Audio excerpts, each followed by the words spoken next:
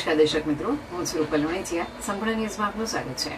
દિયોદર તાલુકાના મુલકપુર ગામની પ્રાથમિક શાળામાં શિક્ષકોની ગંભીર અછતને કારણે શિક્ષણ કાર્ય પ્રભાવિત બન્યું છે.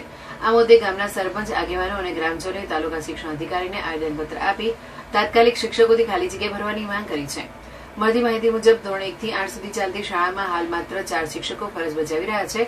વિદ્યાર્થીઓની સંખ્યાની સરખામણીએ શિક્ષકોની ઓછી સંખ્યાને કારણે શૈક્ષણિક કાર્ય પર અસર પડી રહી હોવાનું ગ્રામજનોએ જણાવ્યું હતું. ગ્રામજનોએ રજૂઆતમાં જણાવ્યું હતું કે રાજ્ય સરકાર શિક્ષણ ક્ષેત્રે કરોડો રૂપિયાનો ખર્ચ કરી રહી છે, છતાં ગ્રામ્ય વિસ્તારોમાં શિક્ષકોની અછત યથાવત છે. આધુનિક શિક્ષણ પદ્ધતિ અને ગુણવત્તાયુક્ત શિક્ષણ માટે પૂરતા શિક્ષકો જરૂરી હોવા છતાં મુલકપુર શાળામાં લાંબા સમયથી ખાલી પડેલી જગ્યાઓ ભરવામાં આવી નથી.